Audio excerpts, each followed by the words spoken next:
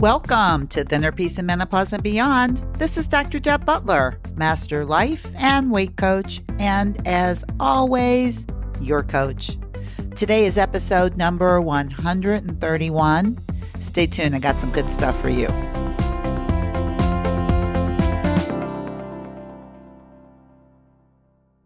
Hello, everybody. How are you today? Can you believe it? Today is episode number 131. I can hardly believe it.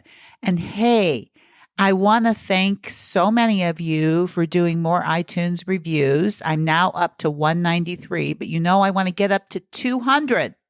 So if you're listening to this and you love this, you got to go on iTunes and you need to review this because Dr. Deb wants to get up to 200.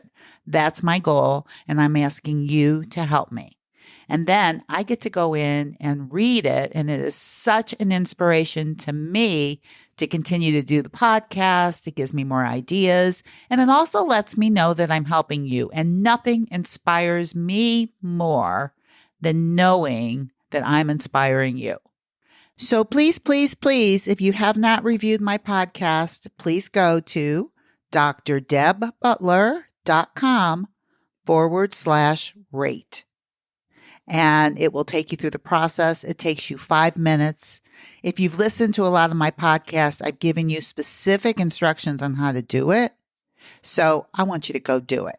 And now I want to talk to you a little bit about what I'm getting ready to do. And I want to talk to you a lot about my last interview that I did with Terry that so many of you have written me letters about, and even many of my clients have been so inspired by that interview. So I want to talk about a few points about that number one, it helps me realize how important certain podcasts and certain topics are, because when I listened to her talk, I heard myself teaching. And that is like an unbelievable experience as a teacher, is to hear your teaching and your words come out of somebody else's mouth that they believe with all of their heart, that gets them the results that they're looking for by what I taught them. I got to tell you, that was really, really heartwarming and very motivating. So I want to go over a few of those points today that Terry made, just because I think it'll help you. But I just wanted to let you know that right now I am getting ready to go on a trip. I'm going to New Hampshire because I want to see the fall leaves. I think it's one of the most beautiful places to see them. And I rented a house. I'm taking my husband. I'm taking my son. I'm taking my daughter. I call her my daughter, but you know she's my daughter-in-law. But she's really my daughter. And my 2 grandkids, and we are going to enjoy those beautiful colors. We're going to be on a lake and a house in the mountains. Oh my gosh. So today is really important because number one, I need to get this podcast done so I can get ready to leave. And 2, I want to tell you about Terry. So if you listen to the podcast right before this, which would be 130, I interviewed a podcast listener. Her name is Terry, and she's lost about 90 pounds. And, you know, many times I don't even talk to you a lot about how much people lose because I don't think it's as important as to what goes on in their minds that creates any result that they want. But with her, I think there's so much about it because there's so many of you and so many of my clients that get overwhelmed with how much weight they have to lose. And sometimes that feeling of overwhelm leads to not doing what you need to do to lose the weight. Because when you feel overwhelmed, which is a really yucky feeling, that feeling alone usually leads to urges. The feeling like this is too hard, eat a cookie. I don't want to do it, have a brownie.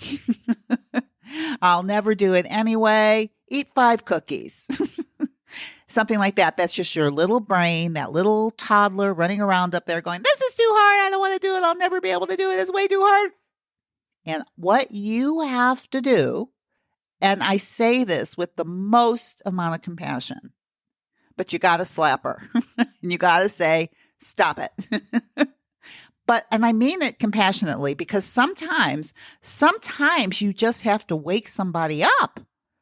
And they're so in their heads and they're so running around, like when a little kid's throwing a tantrum. Sometimes that's just what you have to do. I'm not saying slap them, but you either have to hold them. You have to do something that gets their attention so they can get out of their heads. So a lot of times when these urges are running around, or when these thoughts are running around that makes you think, I'll never be able to do this, it's just too much, you need to really become aware of that. And that was the first point of what Terry was talking about when I first did the interview with her. Is I asked her how much weight she wanted to lose, and I think she wanted to lose like 100 pounds is what I think her goal was. And I said, well, how did you start with a number like that, knowing that you had to lose 100 pounds? And she said, first of all, is that she knew she just had to do something. I have to do something. And even that alone sometimes can be really helpful, and sometimes it can be overwhelming too.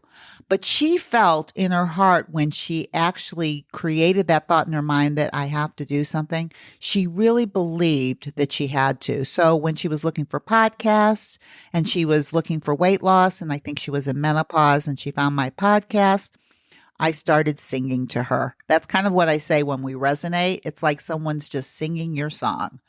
And I think what helped her so much was, number one, that I didn't make it so much about what you were eating as much as I just wanted you to think about why you were eating and what you were trying to fill. And the whole concept, and this is for a lot of you, what really, really motivated her was the concept of eating when you're hungry and stopping when you're full. And I'm telling you, every time somebody says that to me, I find it so unbelievable that resonates with so many people, only because I think of it as such a natural thing. Eat when you're hungry and stop when you're full. Like, I have had clients say to me when they're at a dinner table with friends, and their friends will say to them, how come you're not eating anymore? And they'll say, because I eat when I'm hungry and stop when I'm full. And they'll say to her, well, what diet are you on? Like, what diet is that tells you to do that? It's like we are so diet motivated in our heads that when a simple concept like eat when you're hungry and stop when you're full sounds like something new. But anyway, that is really what encouraged her, that she knew she had to do something, and she thought that she could eat when she's hungry and stop when she's full. And you know what? That's really what inspired me in the beginning too, was the concept of, oh, you mean just eat when I'm hungry and stop when I'm full, and don't count calories and don't count how many points I'm eating? Just eat when I'm hungry and stop when I'm full? And just the idea of connecting into my body for those two main reasons made such a difference to me. And that's exactly what Terry said after she decided that she knew she had to do something. And then what she said to me, which it just all resonated so much, is she said to herself when she started is, sweetheart, you really are going to have to stick to this. And she also said to herself, and it doesn't have to be fast. And she also said to herself, this is doable. And she also said to herself, I'm going to be so patient with myself. I'm not in a hurry. It doesn't have to be fast. I just have to stay connected to my body, eat when I'm hungry, and stop when I'm full. And the other thing that she did once she had these thoughts in her head is she started using the food journals. And those food journals are in my companion workbook that you can get for free at drdebbutler.com/change. Now, let me tell you something about food journals, and she said the same thing.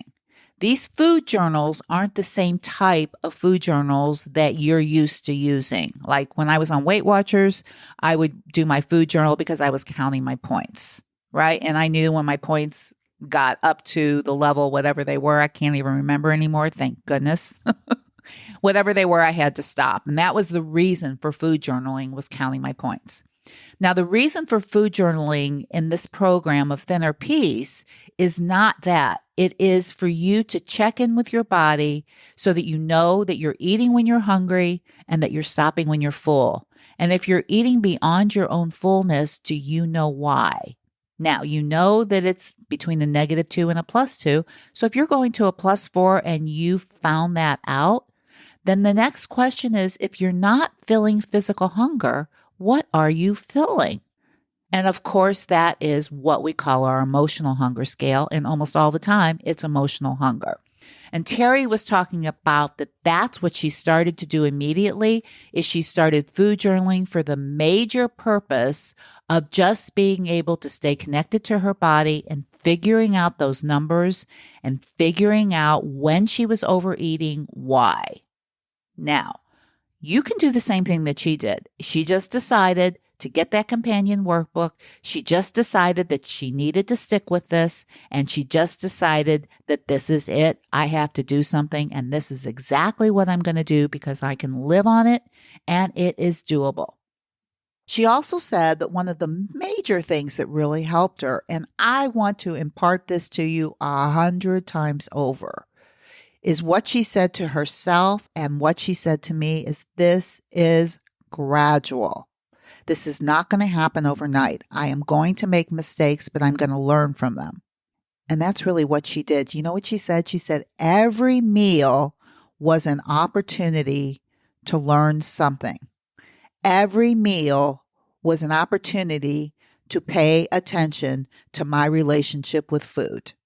And what she also did and what she learned from my podcast and what I've been talking a lot about in my last few podcasts is the whole idea of using the scale as a tool, not a scale for making or breaking your day, not a scale so that you can punish yourself and tell yourself it's not enough, it's not fast enough, what's the matter with you, you can't do it.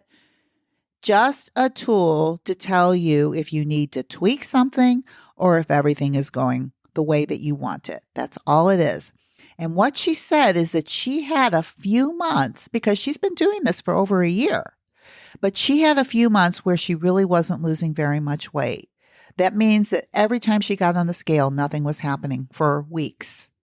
Now, I know what happens to all of you in your mind when that happens, but she managed her mind because she said it's like playing detective, right? And what she did is she would just go over her food journals over the last couple months to see what has changed. And she figured some things out by looking, not freaking out, not telling herself that this is it, this is the end, I'm quitting, I'm so frustrated, this is what always happens to me. Nothing like that. It was just like, sweetheart, let's go have a look at your food journals and let's see if we can figure out how we can tweak this. And that's exactly what I do when I'm with my clients. Most of my clients and those of you who are listening and who have talked to me, when you get on that scale and that scale doesn't give you the number that you want, your little brain wants to go, that's it, I'm done, and throw a fit, right? That is always, when you have those thoughts, you can only create one result from that, and that is stopping. And if you've had those thoughts in the past and you're going to bring them into your present moment, you are going to create a future that looks like your past. But if you can notice that the thoughts that you had, because the only thing that matters now in your present moment, your past is over. Whatever you did, you did. The only thing that happens in this present moment is what you think now. And my darling, I'm telling you that the only thing that you should be thinking when you get on that scale is it's information. And you are a detective and you need to figure it out. And I'll tell you what, if you want to figure it out and how to tweak whatever it is that you're doing, your little brain will go to work and it will help you. And that's exactly what Terry did for over a year that has helped her, because she said, this is gradual. This is gradual, people. This is a process. You are going to make mistakes. You are going to binge. You are going to overeat, even after you've made a commitment not to. And you have to decide ahead of time when that happens, what do you want to make that mean? And if I were you, I would think like Terry and think more like a detective, like what's going on? And I'll tell you what, if you come through that and get back to connecting to your body, you will learn something about you that you never knew. That's really true. Another thing that she said, she was talking about urges. And I have like 4 podcasts on urges. And I think because I'm going to be out of town, that my next few podcasts, I'm going to run the urges over again because I want you to get that in your brain because she said that helped her so much. And one of the ways that it helped her, and I want you to see this, is that she said to us on the podcast is that she loves ice cream. She loves the vanilla cone from Dairy Queen. And Dairy Queen is very dear to my heart because my father, who has passed away, owned like most of the Dairy Queens in the Midwest. So we were like a Dairy Queen family. So it's true to my heart. But here's the thing. What she said is that one of the things that she committed to was not eating sugar because she knew, not because she was trying to be a drill sergeant to herself, but because she knew what it did to her brain. So she decided just not to want to be eating it. So when her thought of, I love ice cream, which is just a thought, but when she thought it, it created an urge. And what she said to herself to manage it, and this is very important for you to see, because just because you have a thought, I love ice cream, does not mean you eat ice cream, right? Because I love ice cream is just a thought, and it's just a thought error. But whenever you think it, whenever she thought it, it created the urge to make her believe that a vanilla cone from Dairy Queen is the answer. But now what she said to herself instead was, it's just not something I do. I just love that. That is how she managed it. She wasn't mean. It was just like taking this screaming toddler by the hand and going, sweetheart, it's just not something we do.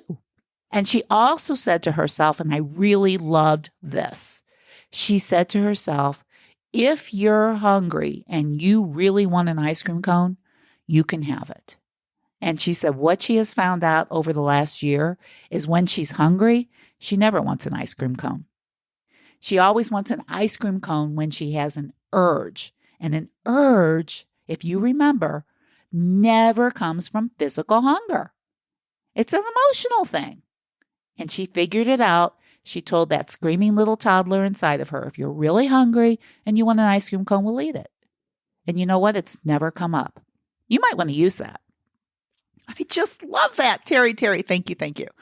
Another thing that she said that I really, really loved, and I want you to think about this too, because so many people say to me, well, I travel for work or I travel a lot, and that's why I can't do this. And guess what? Her whole lifestyle is she eats out a lot and she travels for work. And you know what she said? She said it's just as easy to do it as if I were eating at home. It's just the choices I make and I plan ahead of time. That's it. Like no drama. Do you know how many people say, I can't do it. I travel. I can't do it. I'm at a restaurant. If you decide you can do it anywhere, this is what Terry decided, then you can do it anywhere. Do what anywhere? Stay connected to your body. Eat when you're hungry. Stop when you're full. Fuel your body. Don't eat what you're not committed to eating. And do eat what you are committed to eating. It is not that hard. And she also said that she found that when she went out with her husband to eat and she wasn't so focused on food, she actually enjoyed her husband more. What a concept. And she also said, every meal is an experiment. Food is not that important to me. And every meal is an experiment. And these kind of thoughts that I'm telling you today has given her not only a huge weight loss, but a huge loss of all of this burden in her head. She's a changed woman. And when I listen to her talk, I know that her brain is different. When you listen to her talk, if you haven't heard this interview, go back to number 130 and listen to it, because you'll hear when she talks, you can see that the way that she thinks, it's rewired. She can tell you how she used to think, but she'll tell you how she thinks now. And those thoughts are coming much more naturally because that's what happens as your brain starts to rewire. Neuroplasticity means changing your thinking. That's all it is. Changing your thinking. and thinking new thoughts enough until they create that new, for a better word, groove in your brain. Totally possible. Terry has done it. So if you're out there and you're listening to this and you have a lot of weight to lose or a little weight to lose or whatever it is, what you think about that is so much more important than anything else. And please also know that this is a gradual experience, as it should be, because you want your brain to be rewired. It's not going to do it in a week. Those old thoughts that have been running around for 30 years are going to be running around. And if you want to retrain your brain, it takes time anyway, losing weight or not. So it is a gradual experience. And if you're willing to be patient with yourself, and if you're willing to believe that this is doable, then I can tell you what, this is a done deal. Done deal. You might want to adopt that. This is a done deal. I am done doing that, and now I am doing this for the rest of my life. You guys, I'm getting ready to go see those beautiful leaves. I want you, to whatever you're doing today, to have the most beautiful day. I want you to pay attention to everything that's around you as mindfully as possible. And most important, I want you to love on yourself as if you were your most beloved. And of course, as always, please, please be very, very kind to yourself. And I'll talk to you next week. Bye-bye. I would like to invite you to correspond with Dr. Deborah. Go to iTunes, drdebbutler.com/iTunes. And you can review the show, and you can even give some helpful suggestions on what you would like to talk about in the future to accomplish your mindfulness and your journey into mindfulness. Thank you.